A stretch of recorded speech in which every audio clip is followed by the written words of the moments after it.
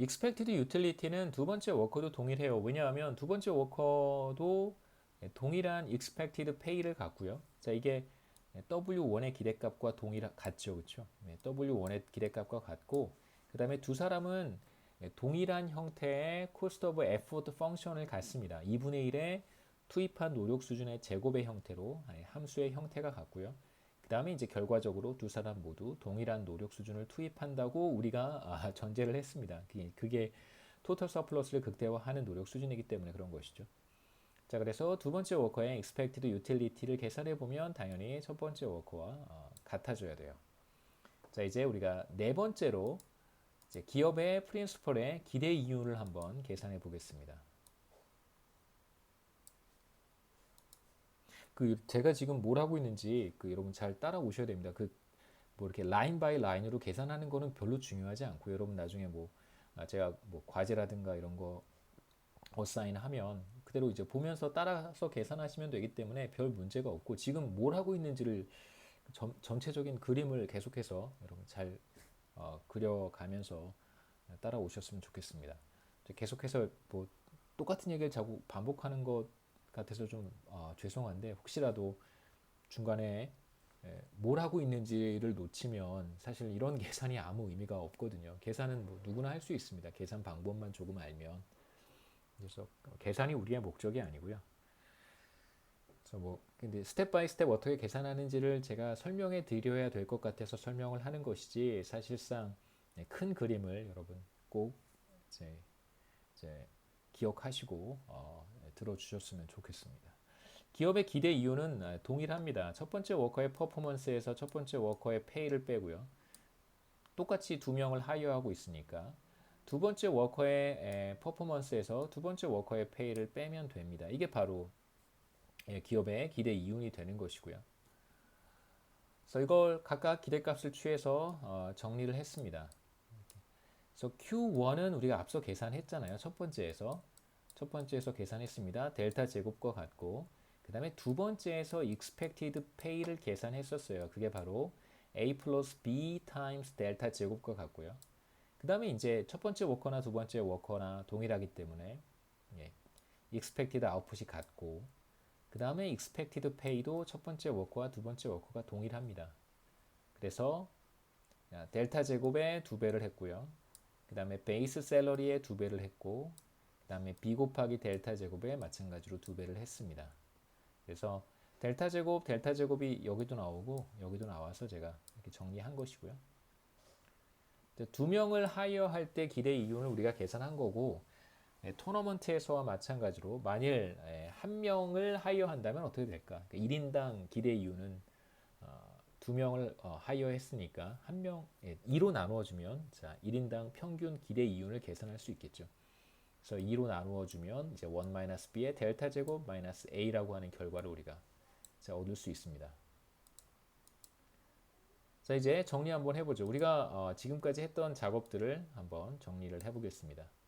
자 우선 우리가 무엇을 하고 있냐면 피스 레이트에서 토탈 서플러스를 극대화하는 노력 수준이 델타와 같다는 것을 확인을 했고요.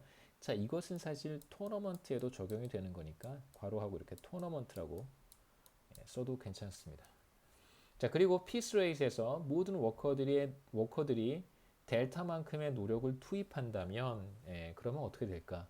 기대 생산은 델타 제곱이 되고요. 기대 expected pay는 이렇게 되고 그 다음에 기대 효용은 이렇게 되고 이거 다 우리가 지금 계산한 거죠. 자 이걸 지금 우리가 다 계산을 했습니다. 단 어느 상황이냐면 PS 레이스에서 모든 워커들이 델타만큼의 노력 수준을 투입할 때 그러니까 왜 워커가 델타를 투입할까? 워커들의 개인의 옵티마이제이션 문제를 풀었을 때는 노력 수준이 얼마와 같았었냐면요. 돌아가 볼까요? 자신의 개인의 문제를 풀었을 때 개별 워커가 선택하는 노력 수준은 B 곱하기 델타였었습니다. 그렇죠? 지금 우리는 무슨 문제를 보고 있냐면 토털 서플러스를 극대화하는 노력 수준은 사실 델타잖아요. 그러면 에이전트로 하여금 델타를 선택하게 만들었을 때의 결과를 이렇게 정리해 놓은 것입니다. 자, 그럼 아까와 똑같은 질문을 이제 똑같이 한번 해보는 것이죠. 자, 실제로 어떤 피스 레이시 A와 B로 주어졌을 때 그럴 때 에이전트들이 자신의 문제를 푸는 거예요. 토털 서플러스에는 아무런 관심이 없습니다. 자신의 문제를 풀었을 때 선택하게 되는 노력 수준이라고 하는 것이 바로 B 곱하기 델타였단 말이에요. 자, 그런데 토털 서플러스를 극대화하는 노력 수준은 델타와 같아요. 자, 그러면 뭐 기업이 뭐 자신의 문제를 또 다시 풀어서 프린시플이 자신의 문제를 풀어서 B를 얼마의 값으로 선택할지는 사실 그건 프린시플의 문제이기는 해요. 이제 여기에서 만일 제3자가 혹은 뭐 소셜 플래너가 이 사회 구성원들의 토털 서플러스를 극대화하고 싶어하는 어떤 이타적인 독재자가 존재해서 그 독재자가 만일 B의 값을 선택할 수 있다면 B의 값을 뭐라고 선택할까요? 자, B의 값을 어떻게 선택해야 제 질문은 B의 값을 어떻게 선택을 해야 토털 서플러스가 극대화될까요? 물론 이것은 다시 말씀드리지만 프린시플이나 기업이 선택하는 문제입니다. 그래서 제가 상황을 바꿔서 만일 이타적인 독재자가 존재해서 혹은 소셜 플래너가 존재해서 토털 서플러스를 극대화하는 데 관심이 있다면 자, 이 그 이타적인 독재자 혹은 소셜 플래너는 B의 값을 얼마로 선택할까요?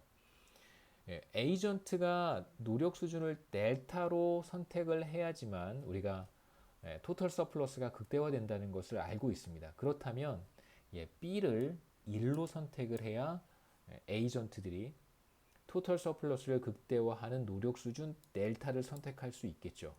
왜냐하면 개인의 문제를 풀었을 때 에이전트들은 무조건 B 곱하기 델타만큼의 노력을 투입할 테니까요.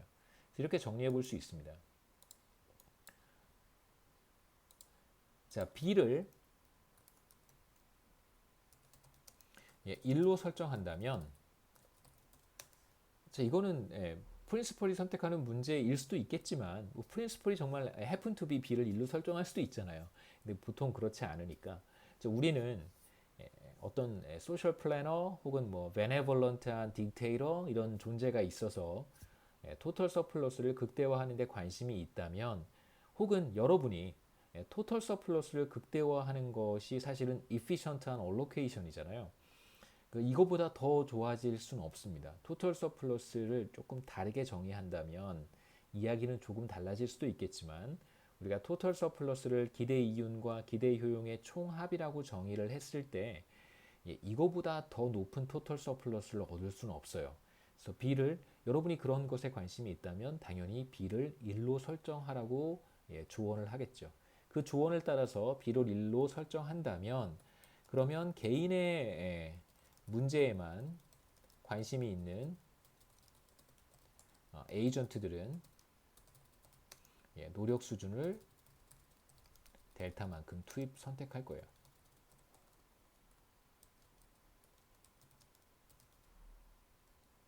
노력 수준을 델타로 설정한다 라파는 썼으니까요. 에이전트들의 노력 수준은 델타가 된다. 그렇죠. 네.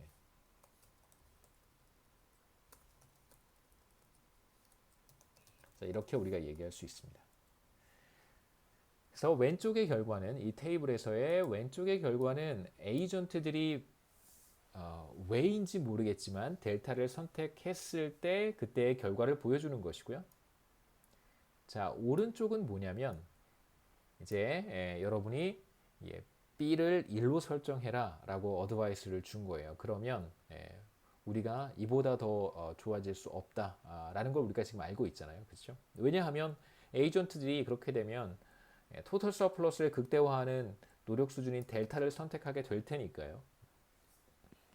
자, 그런 상황에서 기대 생산과 기대 페이, expected pay와 expected utility와 뭐 등등등 이것들을 다시 다 계산해 보는 것이죠.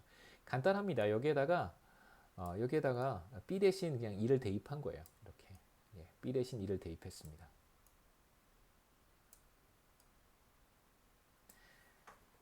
그래서 만약에 B를 1로 설정한다면 토털 서플러스는 극대화되는 것이고요. 그런 상황에서 우리가 각각의 값들 expected output, expected pay, expected utility, expected profit까지 우리가 모두 다 표현해 볼 수 있습니다.